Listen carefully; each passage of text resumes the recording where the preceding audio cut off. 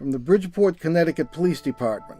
Suspicious activity, 24 November 1974. While conducting the initial investigation, Patrolman Joseph Tomac, Carl Leonzi, George Wilson, and Leroy Lawson observed one or more of the following happen.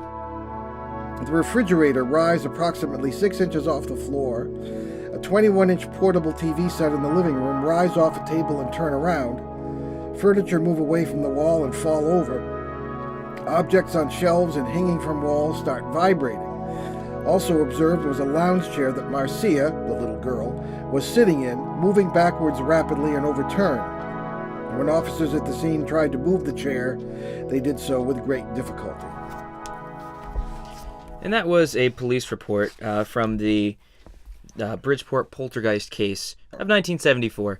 And, you know, my father over here is one of the few surviving witnesses. I'm Ben Eno. I'm Paul Eno.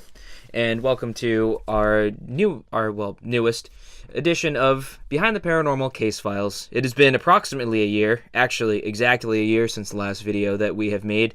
Many apologies. A lot of personal things happened in my life that were, hindering the creative process.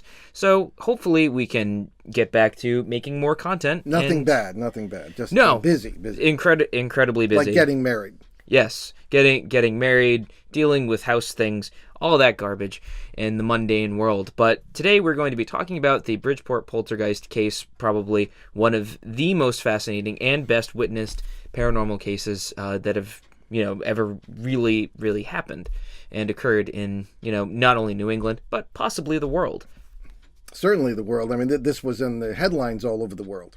Sure. Now, what I was reading came from my 1998 book, Faces Out the Window, and that is based on the original report that I wrote for Ed and Lorraine Warren, who were essentially in charge of that case.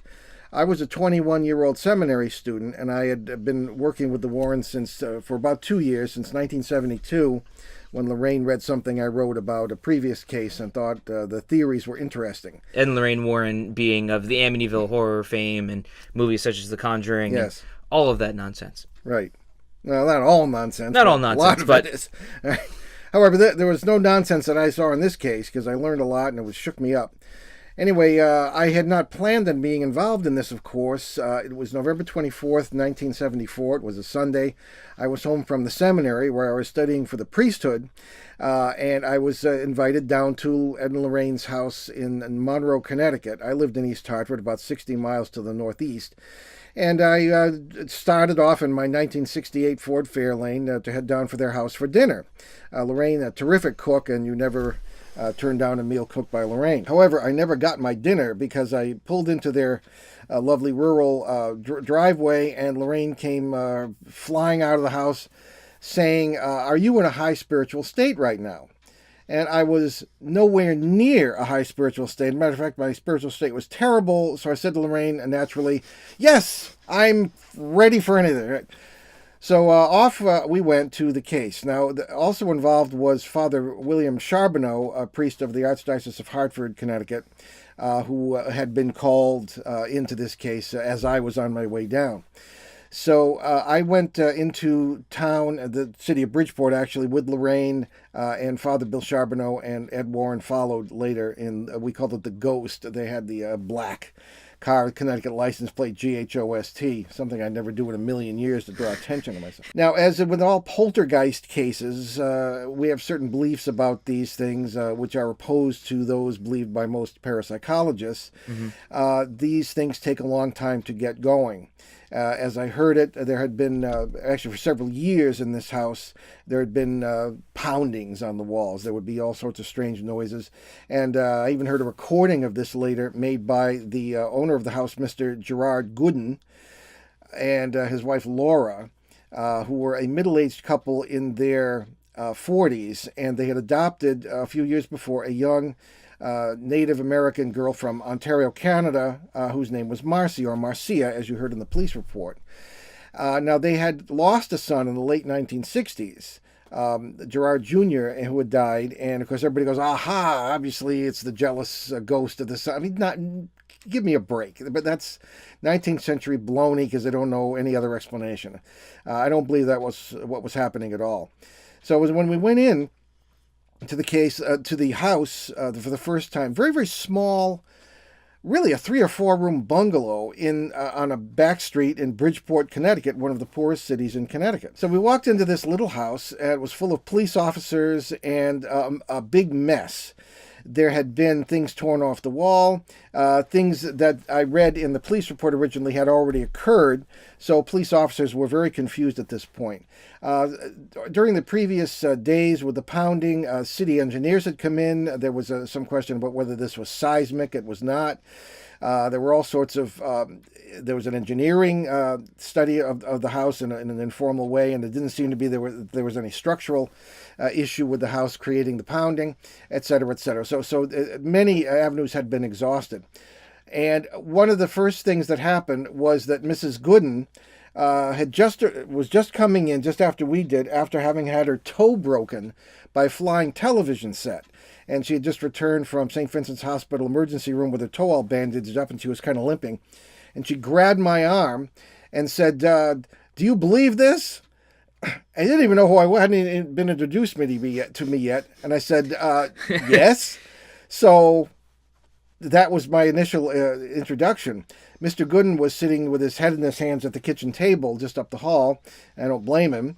And he said, he put his hand out and shook my hand. And I heard a number of stories right then and there. The Thing, as he called it, had not only torn these things off the wall and thrown clothes around, but had taken clothes out of the drawer, thrown it into a baby carriage, all invisibly, but you could just see the things moving.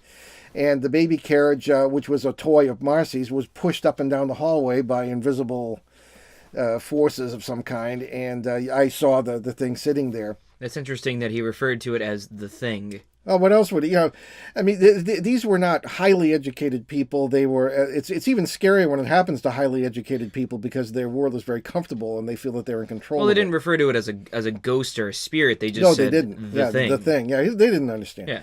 And one of the things I noticed was that they were very, very devout Roman Catholics of the old school, which means to me a rather negative spirituality, more sort of have faith based on fear of going to hell rather than faith based on love. And I found that sometimes attracts negativity, strangely enough. What ducks were lined up and, in a row for this phenomena to occur?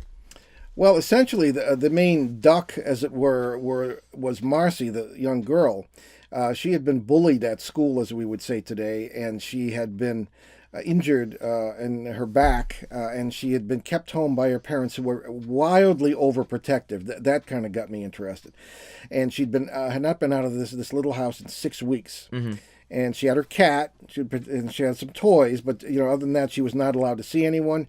And this, in my opinion, here's a young child of the age of 10. They're about to enter puberty. It's a very difficult time when it's often thought that poltergeist activity can occur because there's all this pent-up energy. Yeah. I don't think it's quite how it works, but it's a start. So that was duck number one. Later on, and William J. Hall wrote an excellent book on this case called The World's Most Haunted House, and you can get that in the stores, and it's a very good treatment. He talked not only to me, but to the surviving police officers who were there and this sort of thing. And I said, Bill, when you look at this case, do what we didn't do in 1974 because we didn't know any better. Look at other neighbors. See if you can find information about UFO sightings that may have occurred at this same time. Sure enough, he found other things. Other neighbors had been apparently having trouble too, but didn't dare say anything because Ed Warren called the media in on this, and it was a circus from day one. Yeah. Also, there was a spike in UFO sightings. Other ducks that we lined up would be geotechnic. If you find you're near the ocean here in Bridgeport, it's a port city, a coastal city, on the Long Island Sound, and there are lots of energies associated with clay soils, sandy soils, things of this kind that we didn't know about then. And sure enough, this is present in this area. So I think there were a number of things, but primarily it was that pent-up energy in that house that I think rang the dinner bell. Didn't cause a poltergeist as such. Didn't create a thought form, in my opinion. It attracted what you and I call parasites. So, speaking of parasites, you mentioned earlier the scariest experience you've ever had, and you don't scare very easily. I know this very well, and some of our closest friends know this. I'm too old to scare, yeah. That too. So, what was the scariest experience you ever had? Well, certainly it was on the Monday night of this case. Now, we'd gotten there Sunday morning, and on Monday night, the Warrens were not there. And we'd gotten the sort of the police out of the house, the reporters out of the house, curiosity seekers, and I was in there alone. The Warrens had gone off to do some TV show because everybody was finding this was in headlines all over the world. And I was there with the family, which was the two older parents and the adopted child, John Sopko, a reporter from the Bridgeport Post, and a neighbor. So there were like six of us in the house. Yeah. So the little girl and I, Marcy, were playing Monopoly, which oddly enough was her favorite game. And all of a sudden, something arrived. Okay. Now, we were in the living room. There's a short hallway and a little kitchen. The energy in the kitchen really started to build up. You could see almost the air became almost cloudy or gauzy, as I say, because it's almost yellowish. Very strange. And you could feel the smell of ozone. As though electrical activity were taking place. Yeah. Mr. Gooden went into the kitchen, and he said it's going to start again.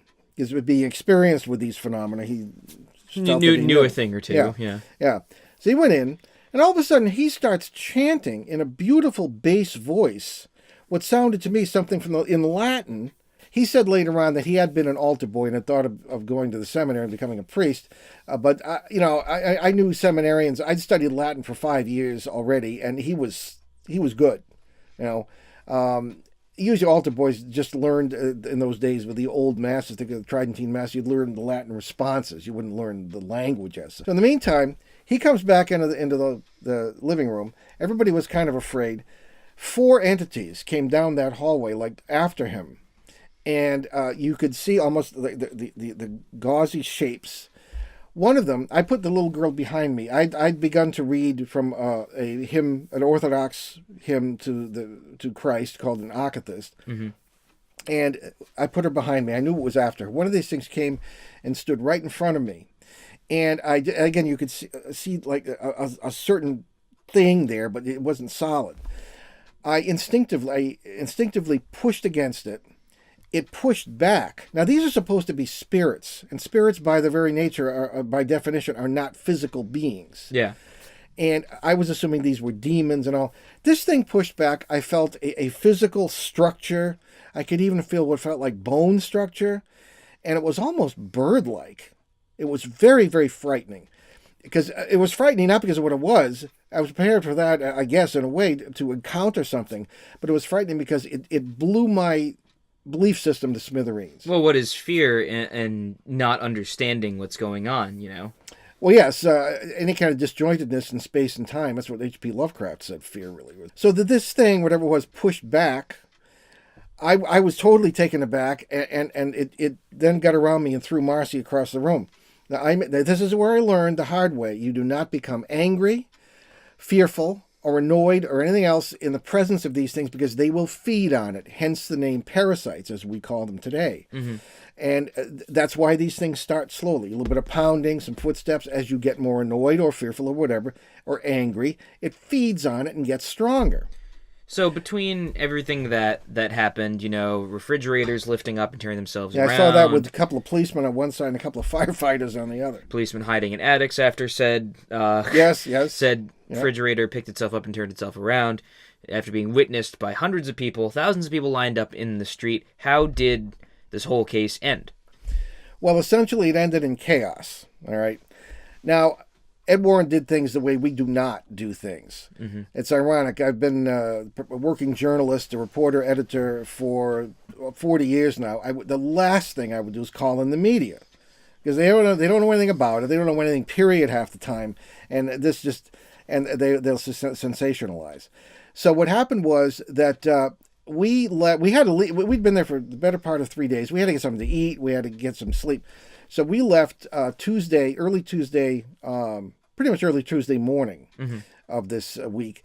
And as I was headed, the Warrens went back to theirs. I was headed back to your grandmother's house to just take a shower and get something to eat.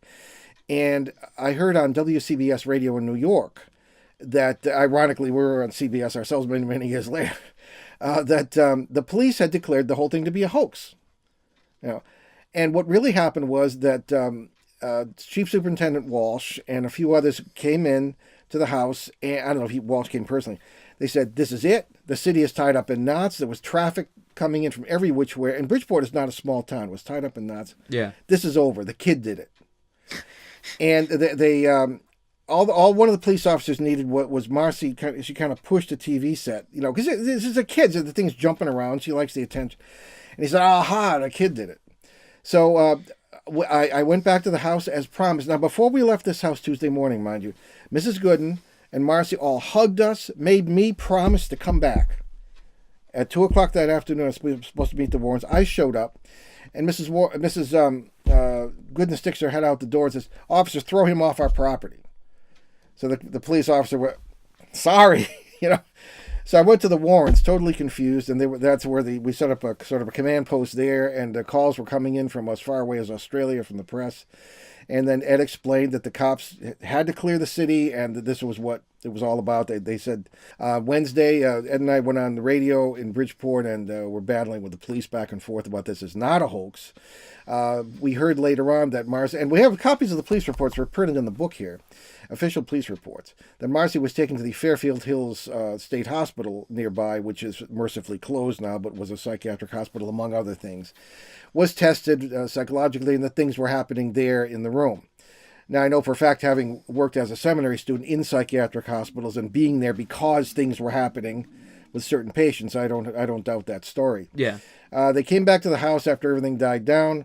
Team from Duke University came in, led by Boyce Beatty, who was actually a Connecticut native, a friend of mine, and nothing was happening when they were there, but they interviewed me and a few other people. That's all in Bill's book, The World's Most Haunted House.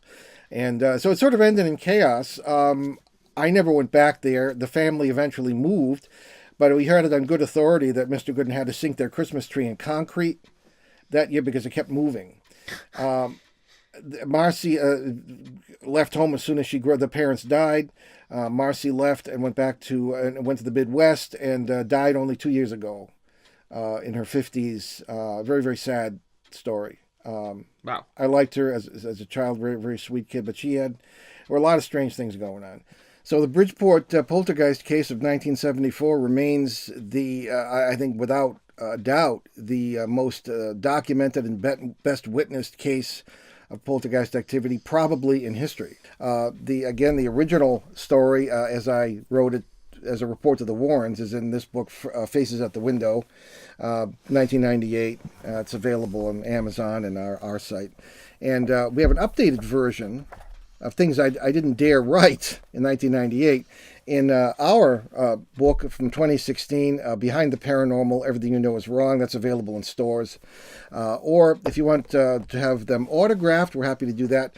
Go to behindtheparanormal.com or newenglandghosts.com. There's an online bookstore, and we get the order directly, and happy to sign them for you. And they make good gifts for the holiday season, I think. Well, if you also want to find out more about us, you can go to behindtheparanormal.com for that. Listen to our radio show or recorded shows.